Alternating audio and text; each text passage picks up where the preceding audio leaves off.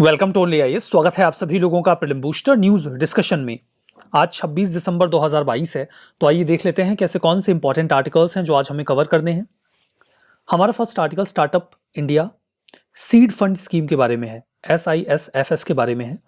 Minister of state जो कि ministry of commerce में एसोसिएटेड है, ministry of commerce and industry से एसोसिएटेड है, उन्होंने अभी ये बताया कि 656 जो स्टार्टअप्स हैं उनको सपोर्ट किया गया है जो अप्रूव्ड इंक्यूबेटर्स हैं उनके द्वारा, और इनको ये जो सपोर्ट मिला है वो startup India seed fund scheme के तहत मिला है। अब थोड़ा सा फंडामेंटल समझ लेंगे तो आपको समझ में आ जाएगा। सबसे पहले तो सीड फंड क्या होता है। सीड का मतलब आप लोग जानते हो, बीज होता है। बीज डिपेक्ट करता है किसी भी चीज़ की शुरुआत को, और यहाँ पे स्टार्टअप है तो एक तो स्टार्टअप की बिगिनिंग होती है।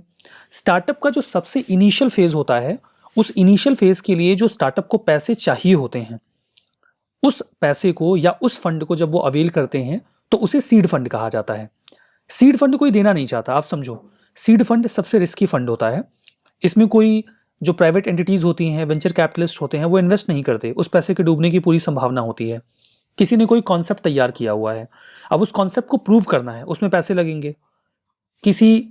आपने कोई प्रोजेक्ट तैयार किया है, उसका प्रोटोटाइप बनाओगे तब तो ये प्रूव करोगे ना कि ये काम करेगा या नहीं करेगा स्टार्टअप के फॉर्म में। तो प्रोटोटाइप तैयार करने में पैसा लगेगा। ट्रायल करना है किसी चीज़ का, मार्केट में अपने प्रोडक्ट को एंटर करवाना है या उसका कमर्शियलाइजेशन करना है। मतलब ये वो सारे काम हैं जिसमें आपको तुरंत बेनिफिट होगा नहीं, लेकिन बेनिफिट अटेन करने के लिए शुरुआत में आपको ये सारे काम करने पड़ेंगे, और इसमें पैसा खर्च होता है।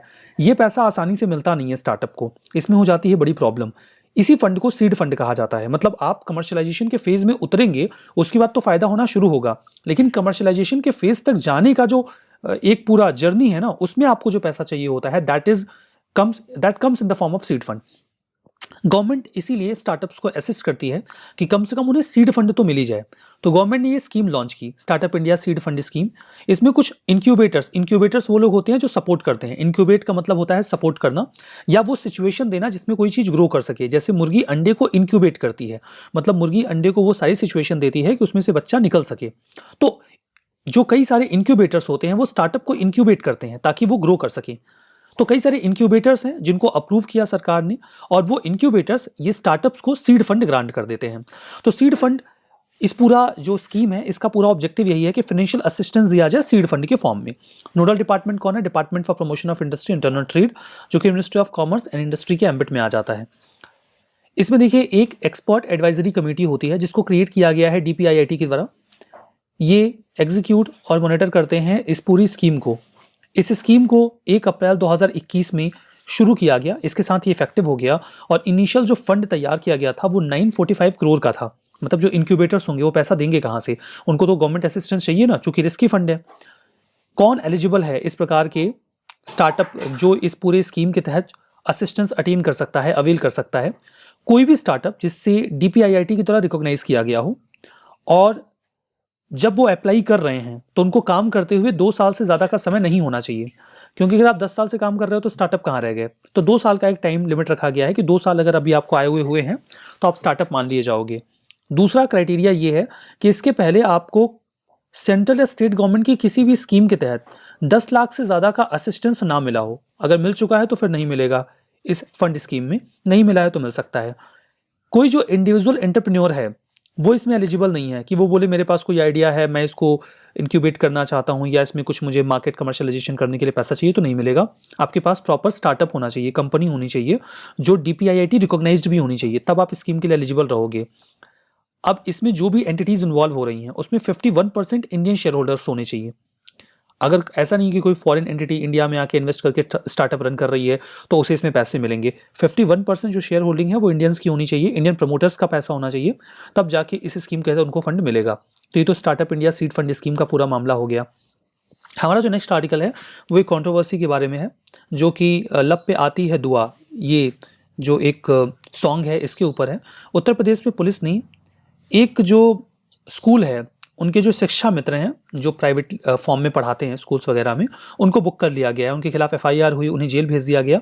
यहाँ पे प्रिंसिपल लिखा हुआ है बट प्रिंसिपल को भी बुक नहीं किया गया है। उन्होंने बता दिया कि वो उस दिन छुट्टी पे थे। इसके बाद कंट्रोवर्सी इमर्ज होकर आई। आरोप है कि उन्होंने रिलीजियस सेंटिमेंट्स को हर्ट किया, वो जो भी टीचर थे, और उन्होंने बच्चों को फोर्स किया कि वो ये जो पोएम है उसको गाएं मॉर्निंग असेंबली में। कई सारे डायमेंशंस हैं, कुछ लोग कह रहे हैं मॉर्निंग असेंबली में नहीं था बल्कि क्लासरूम में ऐसा किया गया था। तो कुल मिला के ये पूरा कंट्रोवर्सी आया है कि बच्चों को कंपेल किया गया कि वो लब पे आती है दुआ ये पोएम गाएं, और उसके बाद जो पेरेंट्स थे उन्होंने भी ऑब्जेक्शन किया और उनके खिलाफ FIR भी की गई। लब पे आती है दुआ ये एक पोएम है जिसे इकबाल ने 1902 में लिखी थी। कई सारे एजुकेशन इंस्टीट्यूशंस में इसे गाया भी जाता है, इंडिया में भी और पाकिस्तान में भी। कई सारे प्रेस्टिजियस स्कूल्स में भी इसको गाया जाता है। हालांकि इसकी कुछ लाइंस को लेकर कंट्रोवर्सी रहती है। कंट्रोवर्सी इसलिए भी रहती है कि इकबाल ने अपने लाइफ के लास्ट के टाइम में जो पाकिस्तान की डिमांड है उसको सपोर्ट किया था, और उसके तहत भारत और पाकिस्तान का बंटवारा हुआ। एंड दैट इज रीज़न कि इकबाल की जो भी पोएम्स हैं या स्पेसिफिकली ये जो पोएम है उसको लेकर कंट्रोवर्सी रहती है। हालांकि उनकी एक पोएम सारे जहां से अच्छा हिंदुस्तान हमारा, ये तो बहुत ही पॉपुलर है, इंडिया में लोग इसे बहुत शौक से गाते हैं। अब यहाँ पर देखिए मोहम्मद इकबाल के बारे में बात करते हैं तो ये एक राइटर, फिलोसोफर, स्कॉलर और पॉलिटिशियन रहे थे। उर्दू लैंग्वेज में पोएट्री में इनका बहुत बड़ा नाम है और 20वीं सेंचुरी के ग्रेटेस्ट पोएट्स में काउंट किए जाते हैं। इन्हें एक टाइटल मिला था इकबाल को अल्लामा का। ये टाइटल इस्लामिक स्कॉलर्स को दिया जाता है। इनके इंपॉर्टेंट वर्क की बात करें तो सारे जहां से अच्छा हिंदुस्तान हमारा, ये इन्होंने 1904 में लिखा था, और ये अगर आप गाएंगे तो आपके ज़रूर से रोंगटे खड़े हो जाएंगे। बहुत अच्छा इन्होंने लिखा हुआ है और इसने इंडिया का जो फ्रीडम स्ट्रगल था उसको इंस्पायर भी किया। इंडिया में लोग आज भी इस जो गाने है, जो पोएम है, उसको पसंद करते हैं। इनके ऊपर जो पूरी कंट्रोवर्सी होती है वो इनका जो सपोर्ट था पाकिस्तान के आइडिया को लेकर उसके ऊपर रहता है। इन्होंने मुस्लिम्स के लिए एक सेपरेट नेशन को एडवोकेट किया, मतलब इंडिया से पाकिस्तान के अलग हो जाने को सपोर्ट किया। ऐसा माना जाता है कि मोहम्मद अली जिन्ना का जो विजन था वो एक्चुअली में इन्हीं के आइडियाज से प्रभावित था कि पाकिस्तान को एक सेपरेट स्टेट के तौर पे बनाया जाए। पाकिस्तान में तो लोग ये भी मानते हैं कि जो आइडियोलॉजिकल बेस है पाकिस्तान का वो इकबाल ने ही तैयार किया था, जिन्ना ने तो बस उसे फिजिकल फॉर्म दे दिया था। इसीलिए इकबाल को पाकिस्तान के नेशन के आइडियोलॉजिकल फाउंडर के तौर पे भी देखा जाता है, जिसे जिन्ना ने एक फिजिकल शेप दिया। एंड दैट इज रीजन कि उनके कई सारे सॉन्ग्स हैं जिनको इंडिया में पसंद नहीं किया जाता बिकॉज ऑफ दिस रीजन। तो ये तो पूरी जो कंट्रोवर्सी है लब पे आती है दुआ इसको लेकर हो गई, और हमने थोड़ी बहुत बातें जो हैं वो इकबाल के बारे में भी जान ली। तो चलिए आगे बढ़ते हैं। हमारा जो नेक्स्ट आर्टिकल है वो Russia China joint naval drill के बारे में है। ये भी हाल ही में ईस्ट चाइना सी में की गई है। ऑब्जेक्टिव बिल्कुल साफ है, रशिया यूक्रेन से लड़ाई लड़ रहा है। वेस्टर्न फ्रंट पे कई सारी कंट्रीज़ हैं जो रशिया के अगेंस्ट में हैं, और रशिया चाइना के साथ अपने कोलैबोरेशन को स्ट्रॉन्ग करके अपने स्टैंड को स्ट्रेंथन करने की कोशिश में लगा हुआ है। इसमें देखिए फायरिंग एक्सरसाइज है और एंटी सबमरीन ड्रिल्स भी होनी है।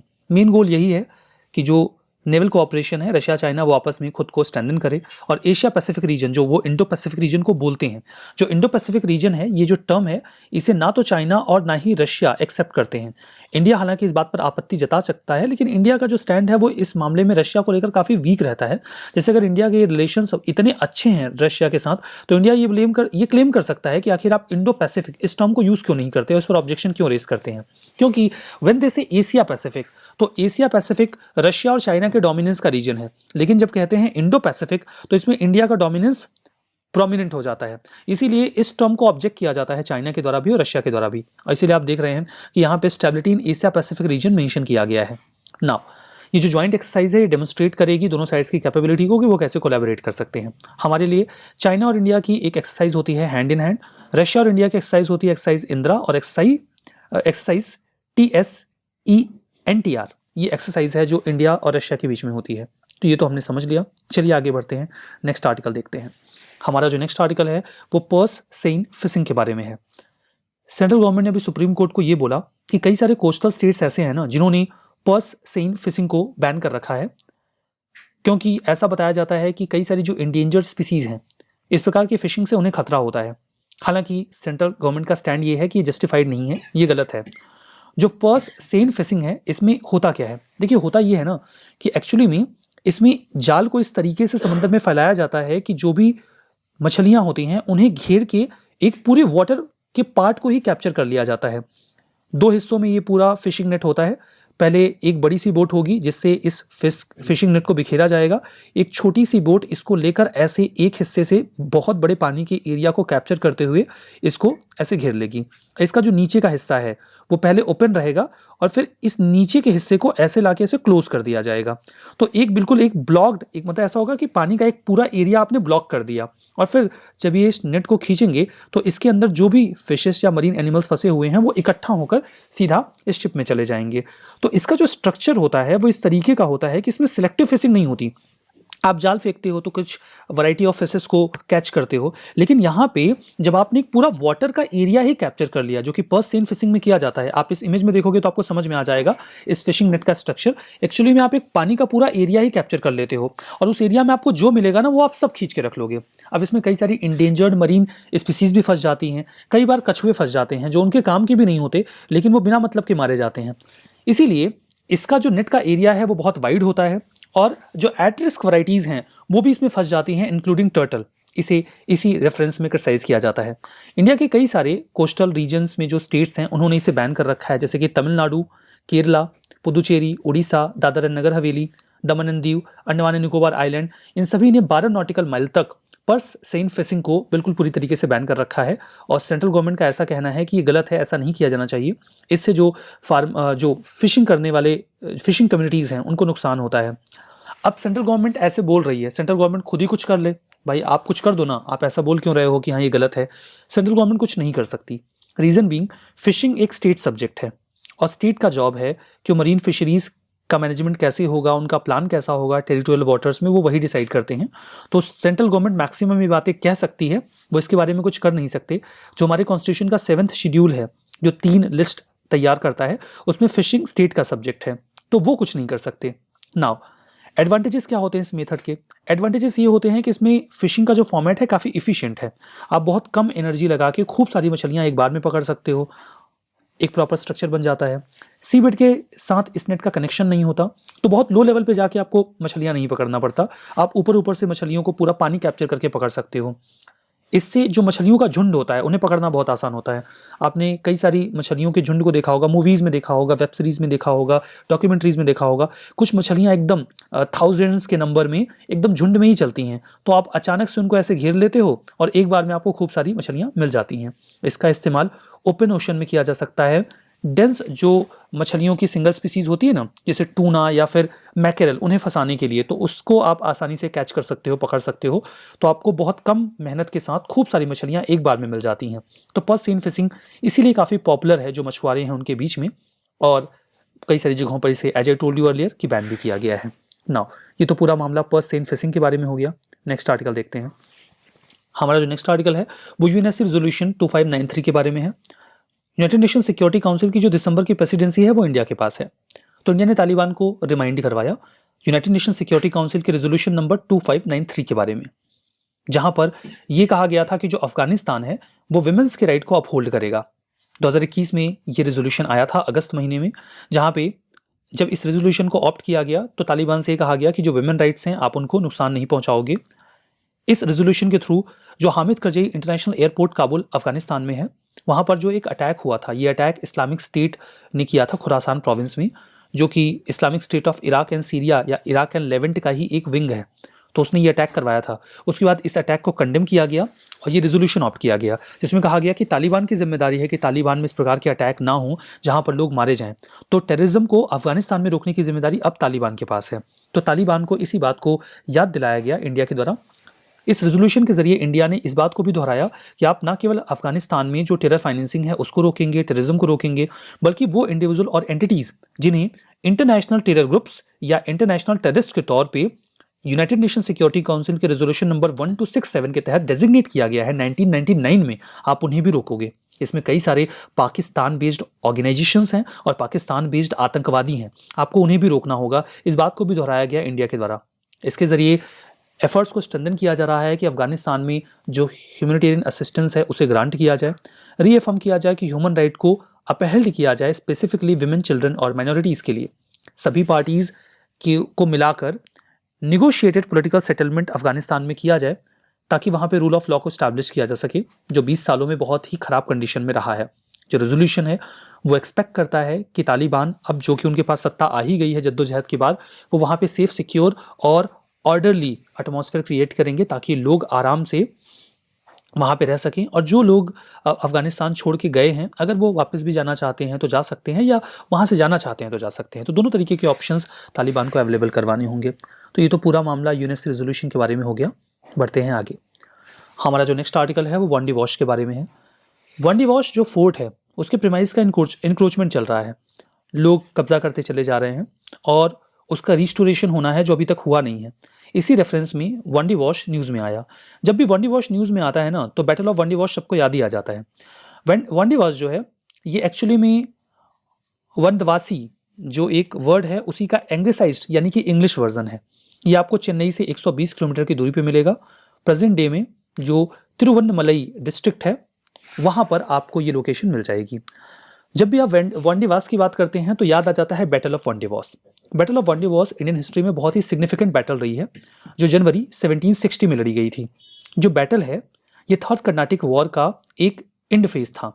इस पूरे बैटल के दौरान जो फ्रेंच फोर्सेस हैं वो जो फोर्ट है वंदवासी का उसको कैप्चर करने के लिए जाते हैं और यहाँ पर एक कन्फ्रंटेशन होता है ब्रिटिशर्स का और फ्रेंच फोर्सेस का। ये जो थर्ड कर्नाटिक वॉर था ये यूरोप में चल रहे 7 ईयर वॉर का पार्ट था। जब भी यूरोप में ब्रिटेन और फ्रांस लड़ते थे तो इंडिया में ये फ्रेंच ईस्ट इंडिया कंपनी और ब्रिटिश ईस्ट इंडिया कंपनी ये लोग भी लड़ जाते थे कि चलो यूरोप में लड़ाई चल रही है तो हमारा भी कर्तव्य है कि लड़ ही लेते हैं, तो ये लोग इधर भी लड़ने लग जाते थे। तो थर्ड कर्नाटिक वॉर के पार्ट के तौर पर ये कन्फ्रंटेशन इंडिया में ब्रिटिश ईस्ट इंडिया कंपनी और फ्रेंच ईस्ट इंडिया कंपनी के बीच में शुरू हुआ। इंडिया में तो खैर ये लड़ाई लंबी नहीं चली और जो वांडी वॉस का बैटल था उसके हार जाने के बाद फ्रेंच की पावर लगभग खत्म ही हो गई। हालांकि फाइनली जब इस पूरी वॉर की जो एंडिंग है वो तो ट्रीटी ऑफ पेरिस के साथ होती है 1763 में। बैटल ऑफ वांडी वॉस में तो फ्रेंच 1760 में ही हार जाते हैं, लेकिन वॉर कंक्लूड इसलिए नहीं होता क्योंकि यूरोप में ये वॉर चल ही रहा था। तो यूरोप में जब 7 साल कंप्लीट हुए और ये वॉर खत्म हुआ 1763 में, तब ट्रीटी ऑफ पेरिस को साइन किया गया और तब जाके फाइनल सेटलमेंट इंडिया में जो फ्रेंच और ब्रिटिश इंटरेस्ट थे उनका भी किया गया। बैटल ऑफ वांडी वॉस में आयर कूटे जो कि ब्रिटिश आर्मी को लीड कर रहा था उसने फ्रेंच फोर्सेस को हरा दिया। फ्रेंच फोर्सेस को काउंट डिलैली के द्वारा लीड किया जा रहा था। इस बैटल का सिग्निफिकेंस इसलिए है बिकॉज इसके बाद ये इंश्योर कर लिया गया कि इंडिया में जो सुप्रीम यूरोपियन पावर होगी वो ब्रिटिशर्स होंगे ना कि फ्रेंच। और इस दौरान कूटे ने जो वहाँ के रीजन की नेटिव पावर्स थी उनको भी हरा दिया। आइए रिविजन करते हैं। Startup India seed fund scheme, इसमें फाइनेंशियल असिस्टेंस दिया जाता है स्टार्टअप को, सही बात है। Exercise hand in hand India China के बीच में, सही बात है। बैटल ऑफ वांडी वॉश इंग्लिश और डच के बीच में लड़ा गया, गलत है, इंग्लिश और फ्रेंच के बीच में लड़ा गया। सारे जहां से अच्छा हिंदुस्तान हमारा रविन्द्रनाथ टैगोर ने लिखा है, गलत है, मोहम्मद इकबाल ने लिखा है। तो हमारा आज का ये सेशन यहाँ पे समाप्त होता है। बहुत बहुत धन्यवाद।